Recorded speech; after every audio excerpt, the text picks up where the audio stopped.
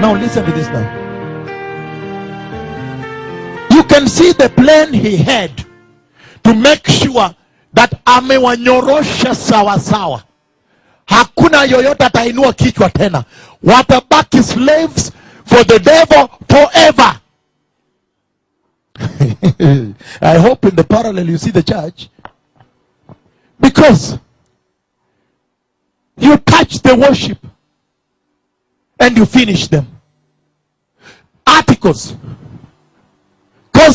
I am going to look at the process. Just wait. Let me get to a place a little bit and then I'm going to go. But now I'm coming to a place where you'll see the rain beginning to beat the church.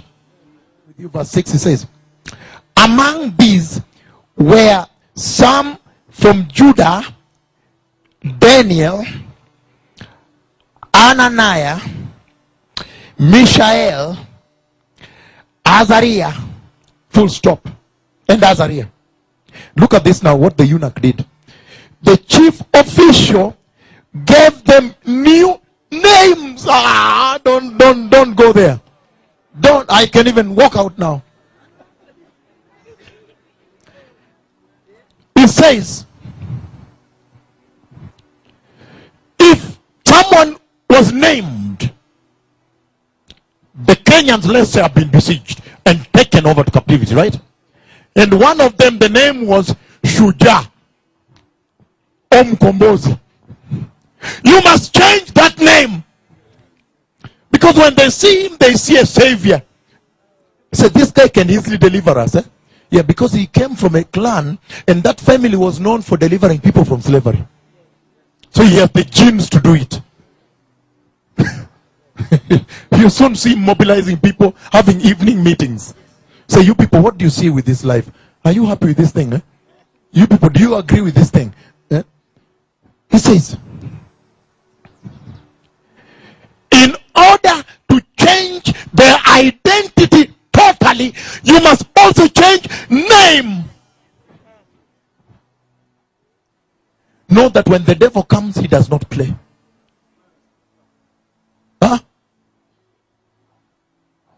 He left nothing to change. Even name must change now. Another name now. A Babylonian one. I know some of you are saying, why? Now I understand what he did with the church. No wonder the church, the world, same name. And I said, we are now entering the nerve center. We are entering the place where the rain began to beat the church from, right? And he said, even the names had to be changed. Wow. Hey, kumbe, when the devil comes, he's very serious. He's very, very serious. He says he comes to destroy and he does not want to take chance. Hakuna hiyo. Hakuna mchezo hiyo. That's you. Oh, nini. That is you. Ameyadhirika sana. Wacha yeye sasa. Maliza yeye.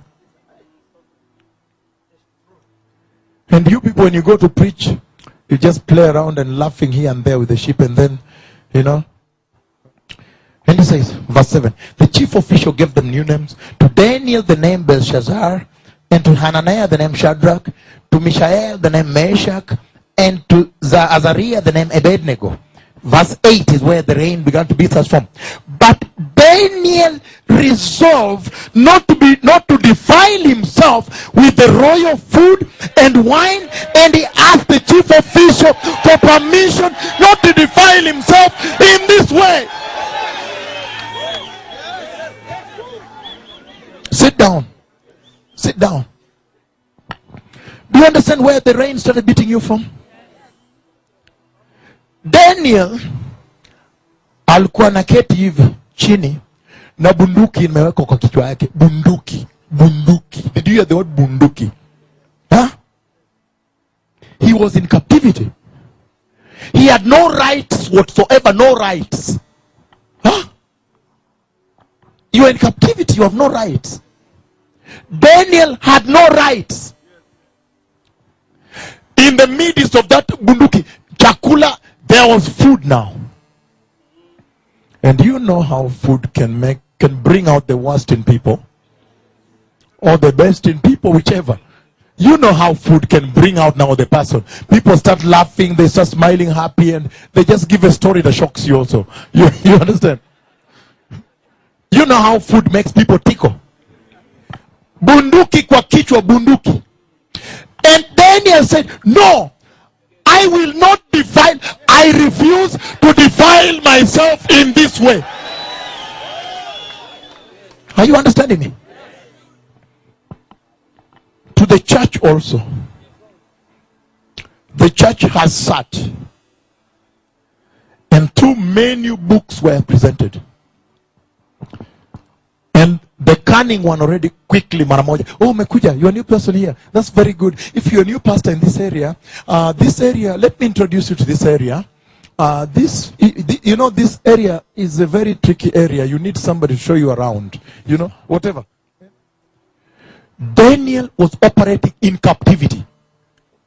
Bunduki kwa kichwa. But he says, again I repeat.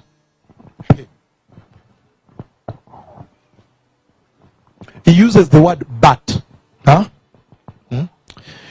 Which means, however, despite all that pressure. But Daniel resolved. Did you hear the word resolve? So he's saying that Daniel first resolved, made a resolution, a resolve. He said, hapa ndio sasa nitafika. Hapa ndio itakuwa mwisho yangu sasa. Beyond this I don't go. Nimekata. Resolved not to defile himself with the royal food and wine. And he asked the chief official he asked him for permission not to defile himself in this way. Daniel resolved and refused not to defile himself. And look at what he did. He went to Ashpenaz and he told me, can you please give me permission? Allow me permission not to defile myself in this way with this royal food. That is so powerful, because how do you go to ask for such a permission? To go and tell him, please, just give me permission to disobey you. Please allow me permission to disobey you. The question is this: why has the church not refused? Why didn't the church resolve? Why hasn't the church asked for permission from the eunuch of the king of this world? Why hasn't the church? Why didn't she also? Didn't I tell you where the rain began to beat us from? Yes. Daniel said, no. In Jerusalem we never ate this at all. I will not allow myself to defile myself with this diet in this way. Listen to this now. Why then did the church simply subscribe to that diet? And when I came to Kenya, I came like this. I came like this, like this. And when I opened the door, look at the church. I shouted. I was horrified. Why? Because I found the church busy eating the kingly diet. And what horrified me is that she appeared to enjoy it.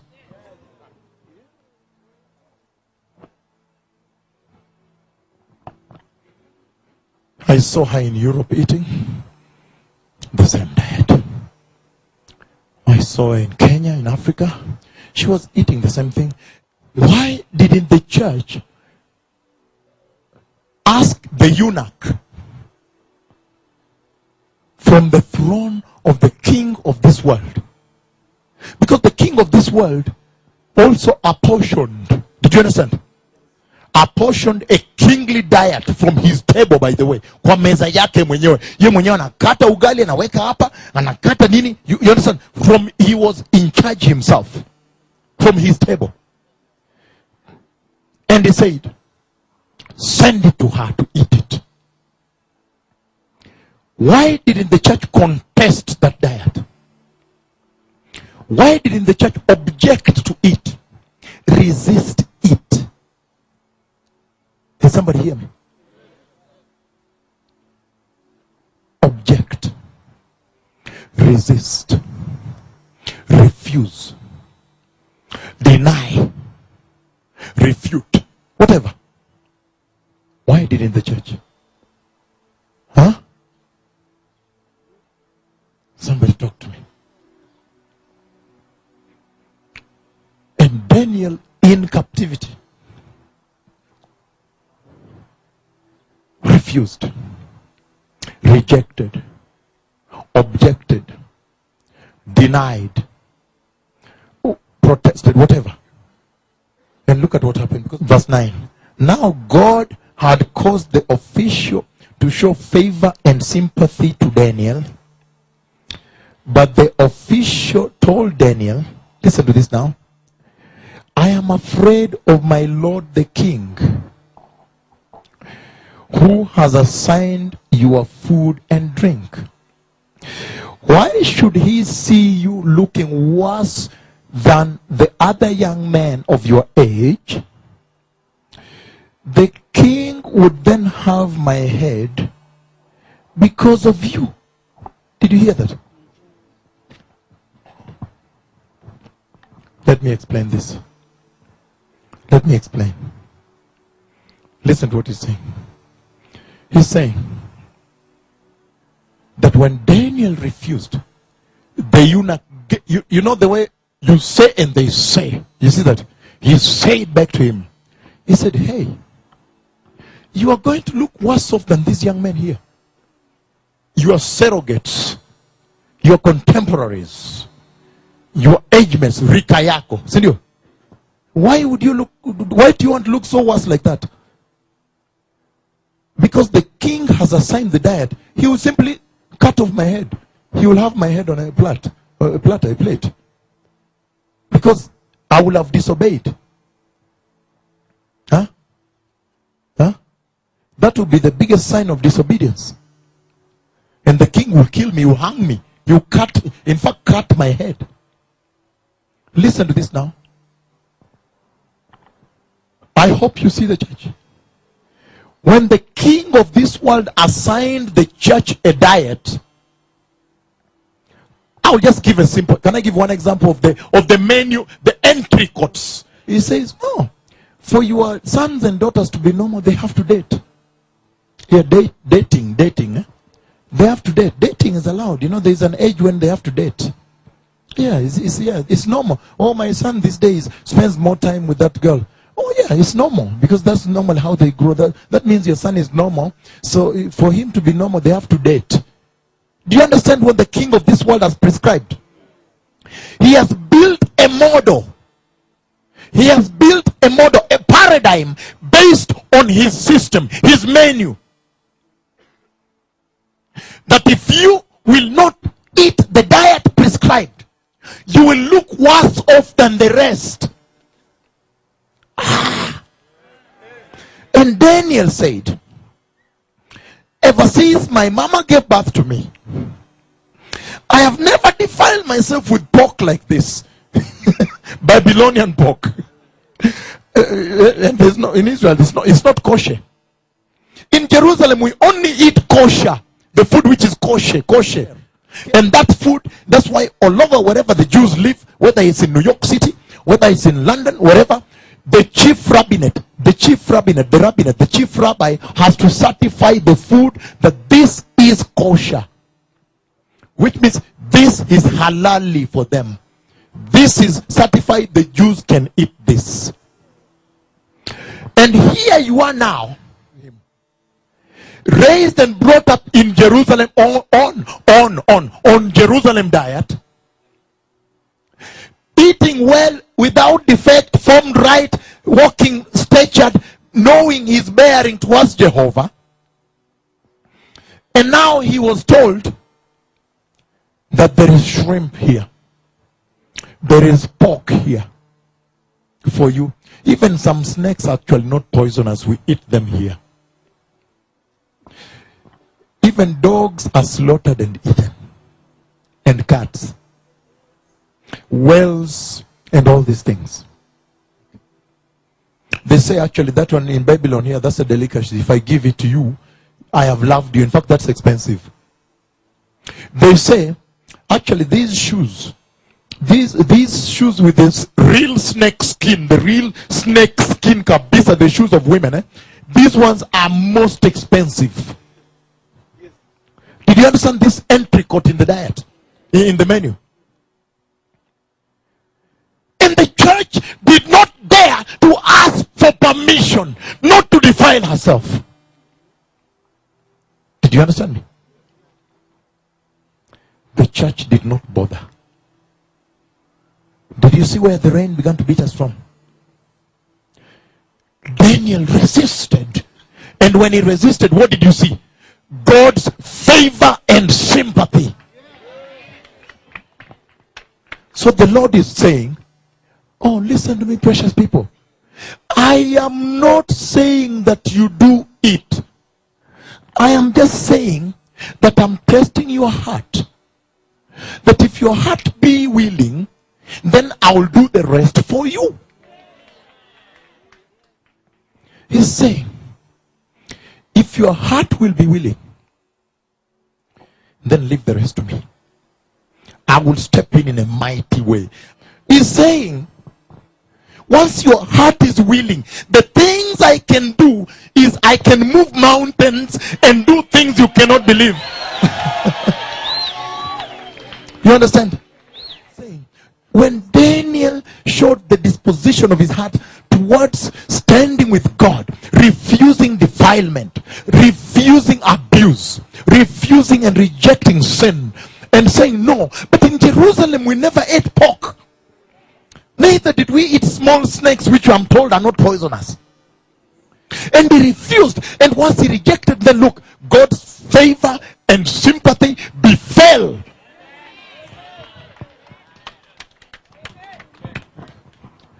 And look at what happened. Oh, I'm afraid of my lord the king, who has assigned you your food and drink. Why should he see you look worse than your contemporaries, other young men of your age? The king will then have me slaughtered. He will have my head because of you. He will take my head. Atakata. Yes, and you know Babylonian kingdom is brutal and cruel. So they say, verse 11.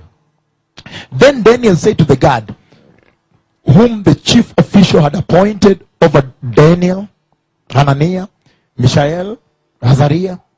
Verse 12 is what the church did not do.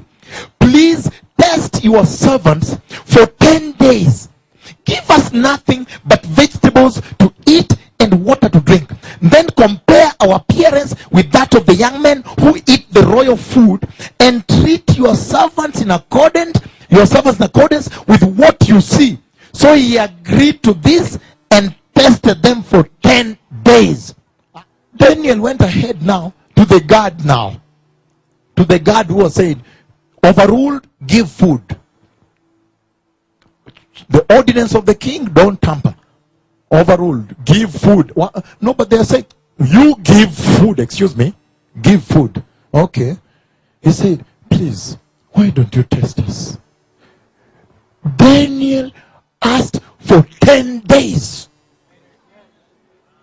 How come the church of Christ never asked for 10 days? How come the church of Christ did not ask for 10 days of trial? Did you understand? How come the church of Christ did not say, please, just allow me, please, just help me, just give me only 10, please, only 10 days, please. And based on that, I agree now. After that, I agree. If I look back, then I now agree. Treat me as you want. You see that? And treat us according to what you see.